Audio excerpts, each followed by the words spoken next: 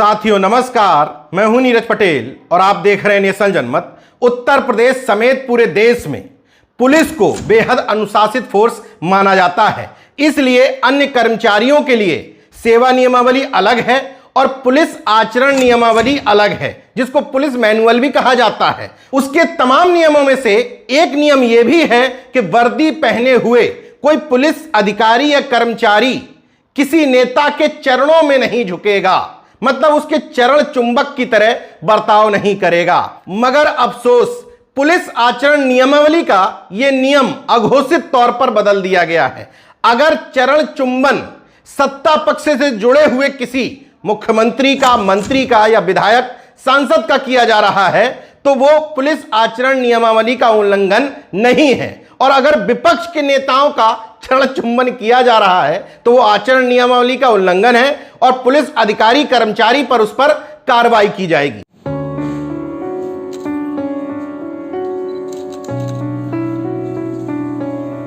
यह वीडियो बहुत पुराना नहीं है, 13 अगस्त 2022 का है। इस वीडियो में दिख रहे हैं योगी सरकार के मंत्री नंद गोपाल गुप्ता उर्फ नंदी, और उनके चरणों में भी झुकी हैं। डिप्टी एसपी के पद पर हैं आस्था जायसवाल। जब वो चरणों में झुकी तो स्वाभाविक है अपने सीनियर को देखते हुए उनसे प्रेरणा लेकर के अन्य मातहत कर्मचारी भी उनके चरणों में झुक गए।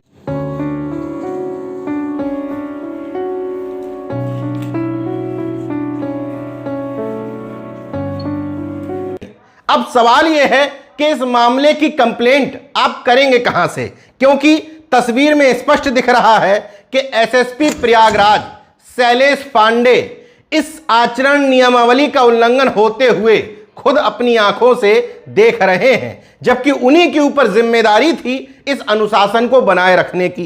किससे शिकायत करेंगे? डीएम संजय खत्री भी वहीं मौके पर खड़े हैं, तस्वीर में कैद हो गए हैं। यह सब उसी प्रयागराज में हो रहा है जहां 2016 में डीआईजी रहे जितेंद्र शाही जी ने स्पष्ट निर्देश दिए थे कि कोई भी पुलिस का कर्मचारी या अधिकारी वर्दी में किसी के चरणों की तरफ नहीं झुकेगा। यह पुलिस आचरण नियमावली का उल्लंघन है। नेशनल जनमत का सवाल यह है कि सत्ताधीश पार्टी के मंत्री के चरण चुंबन करना अगर नियमों का उल्लंघन नहीं है तो विपक्ष के राष्ट्रीय महासचिव रामगोपाल यादव के पैर छूने पर एक डिप्टी एसपी राकेश कुमार को लाइन हाजिर क्यों किया गया था? लाइन हाजिर करने के साथ ही साथ उनको डीजीपी मुख्यालय से अटैच करते हुए कहा गया था कि उन्होंने पुलिस आचरण नियमावली का उल्लंघन किया है। अपनी बात को साबित करने के लिए दो मामले और दिखाता हूं। 2018 में तब तक योगी जी मुख्यमंत्री बन गए थे। गोरखनाथ सर्किल के डिप्टी एसपी थे प्रवीण कुमार सिंह। उनकी ये तस्वीरें वायरल हुई। वर्दी में इस तरीके की तस्वीरों का सामने आना निश्चित तौर पर डिप्टी एसपी जैसे पद के लिए गरिमा अनुकूल नहीं है। बाकायदा घुटनों पर बैठे हैं, सजदा कर रहे हैं, चरण चुंबन कर रहे हैं, माथे पर तिलक लगा रहे हैं। कहा गया था कि वो मुख्यमंत्री के सामने नहीं बल्कि गोरक्षनाथ पीठ के महंत के सामने बैठे थे, तो वर्दी में क्यों बैठे थे? धर्म एक निजी विषय है, निजी तौर पर आते, चरण चुंबन करते, कुछ भी करते, लेकिन वर्दी में करेंगे तो यह नियमों का उल्लंघन था। मगर मुख्यमंत्री के कर रहे थे, इसलिए आचरण नियमावली में नहीं आता। वहीं दूसरी तरफ 2021 में रायबरेली में डिप्टी एसपी थे अंजनी कुमार चतुर्वेदी। शिवपाल यादव के गेट खोलते ही उन्होंने चरण छुए थे, तो चूंकि विपक्ष के नेता के छुए थे तो उनको भी एसपी ऑफिस से अटैच कर दिया गया था, क्योंकि उन्होंने आचरण नियमावली का उल्लंघन किया था। अब दो मामले और बता देता हूं। 2017 में सरकार बनते ही योगी आदित्यनाथ जी अयोध्या पहुंचे। वहां सीओ सदर के तौर पर तैनात थे दीपक कुमार। उन्होंने भी मुख्यमंत्री जी के चरणों में सजदा किया था। तस्वीर इसकी नहीं मिली, लेकिन एक पत्र हमारे हाथ लगा है। प्रेस कॉन्फ्रेंस में समाजवादी पार्टी के नेताओं ने इस सीओ के खिलाफ कार्रवाई की मांग उठाई थी। 2018 में मुख्यमंत्री जी अलीगढ़ पहुंचे थे। वहां सीडीओ थे दिनेश चंद्र सिंह। एक कार्यक्रम के दौरान बकायदा मुख्यमंत्री जी के चरण छूते हुए कैमरे में कैद हो गए थे, मगर मुख्यमंत्री जी के छुए थे तो इसका इनाम भी मिला। प्रमोटी हैं, पीसीएस से आईएएस बने हैं, सजाती भी हैं, इनाम तो मिलना ही था। तो मौजूदा समय में बहराइच के डीएम हैं। उदाहरण तो कई मिल जाएंगे, लेकिन नेशनल जनमत का उत्तर प्रदेश के मुख्यमंत्री, पुलिस के मुखिया डीजीपी और अपर मुख्य सचिव गृह अवनीश चंद्र अवस्थी जी से सवाल है, क्या पुलिस मैनुअल में यह शामिल कर दिया गया है कि सत्ता पक्ष के चरणों में लौट जाओ, पुलिस आचरण नियमावली का उल्लंघन नहीं है, विपक्ष के किसी नेता के छू लो तो तत्काल प्रभाव से नियमावली का उल्लंघन हो जाता है। उल्लंघन तब भी हो जाता है जब उत्तर प्रदेश पुलिस की कुछ महिला कर्मचारी प्रियंका गांधी के साथ तस्वीर खिंचा लेती हैं तो उन सबको भी लाइन हाजिर कर दिया जाता है। ये कौन सा पुलिस आचरण नियमावली है जो सत्ता के चरणों में नतमस्तक हो जाता है और विपक्ष के साथ फोटो खिंचाने पर ही उनका अनुशासन कुलाचे मारने लगता है। मामला अकेले उत्तर प्रदेश का ही नहीं है। मध्य प्रदेश में बीजेपी के प्रदेश अध्यक्ष हैं बीडी शर्मा, उज्जैन पहुंचे थे, गेट खोलने पहुंचे इंस्पेक्टर दिनेश प्रजापति, तुरंत उनकी चरण वंदना कर ली।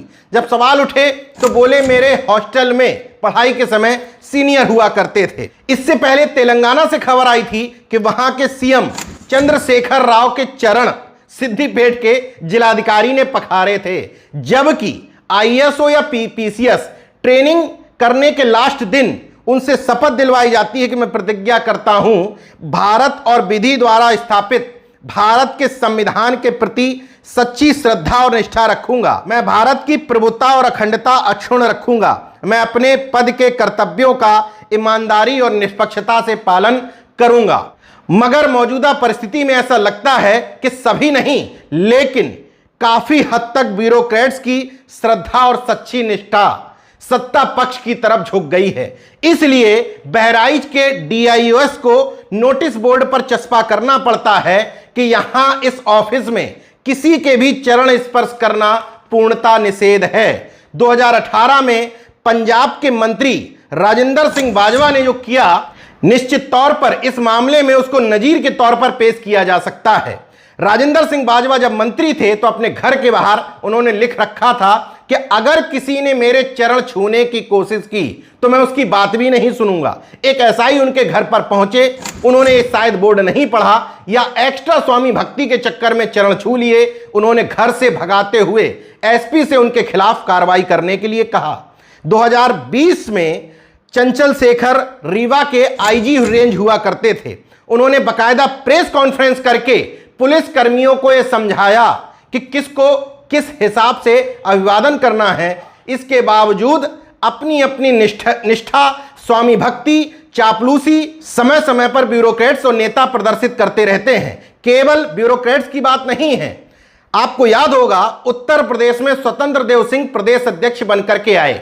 पिछड़े वर्ग के लोगों को लगा और खास तौर से उनके जाति के लोगों को लगा कि अब उनकी जाति का सम्मान भारतीय जनता पार्टी में बढ़ जाएगा, उनके नेता का कद बढ़ जाएगा। मगर आते ही उन्होंने सबसे पहले अपनी उम्र से 8 साल छोटे योगी आदित्यनाथ के चरण छुए, बगल में खड़े हुए उप मुख्यमंत्री दिनेश शर्मा के छुए।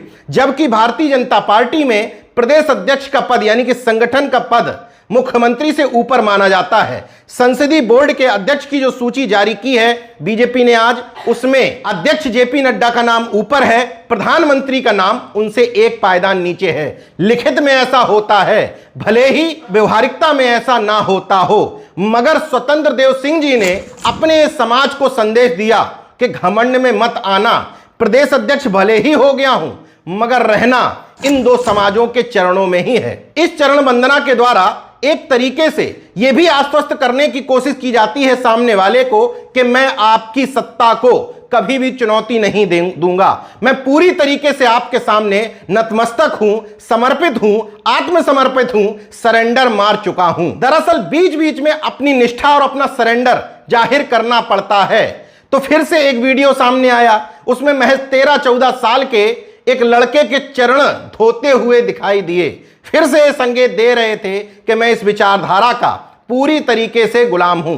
एक अकेले व्यक्ति का उदाहरण नहीं है। भारतीय जनता पार्टी में पिछड़े और दलित वर्ग के तमाम नेता समय समय पर इस तरीके से चरण वंदना करते हुए दिखाई दे जाते हैं। पिछड़े और दलित वर्ग की राजनीति का ठेका लिए हुए तमाम नेताओं का समय समय पर इन बाबाओं के महंतों के चरणों में समर्पण करना, यही मानसिकता बताता है कि हम आपके समाज को संकेत दे रहे हैं कि हम इनके चरणों में झुके हुए हैं। नेल्सन जनमत का सिर्फ इतना कहना है कि यह व्यक्तिगत कर्म नहीं है, इससे पूरे समाज का सम्मान, आत्मसम्मान, गरिमा को ठेस पहुंचती है। इसका दूसरा भी पहलू समझिए। जब मैं हिंदुस्तान पेपर में था तो मेरे एडिटर इन चीफ जब मीटिंग लेने आते थे पैर फैला के बैठ जाते थे।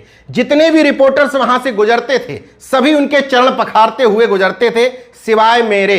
उससे होता यह है कि अगर सारे लोग चरण पखारना बंद कर दें तो सबका मूल्यांकन एक ढंग से होगा, मगर सारे लोगों ने चरण पखार लिए और एक ने चरण नहीं पखारे तो उसका मूल्यांकन इसी हिसाब से करने की कोशिश की जाएगी। खैर, इस चरण पखारने की परंपरा के कारण प्राइवेट हो या सरकारी, हर ऑफिस में चरण चुंबक, चरण सेवक, चापलूस, गुलामों की लंबी फहरिस्त तैयार हो चुकी है। नेल्सन जनमत को इसमें कोई आपत्ति भी नहीं, लेकिन जहां वर्दी की बात आएगी वहां सख्त आपत्ति है।